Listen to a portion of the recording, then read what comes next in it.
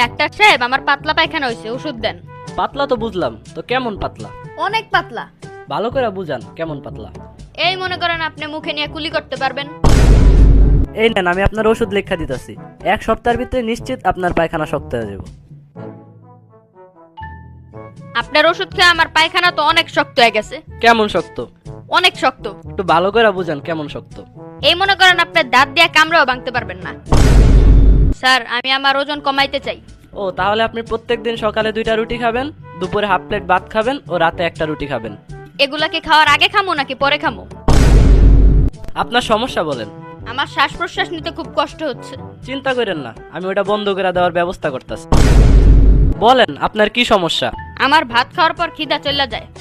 আমি আপনাকে যে ওষুধগুলো লিখে দিচ্ছি তার একটা রাতে ঘুমানোর 5 মিনিট পরে খাবেন এবং আরেকটা সকালে ঘুম থেকে ওঠার 10 মিনিট আগে খাবেন। স্যার, আমার পেটে অনেক ব্যথা।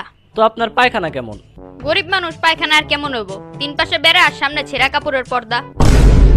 স্যার, আমি আমার স্বাস্থ্য কিভাবে ভালো করব? ভালো স্বাস্থ্যের জন্য প্রত্যেকদিন খেলাধুলা করা জরুরি। আমি তো প্রত্যেক দিন ক্রিকেট খেলি। তো কতক্ষণ খেলেন?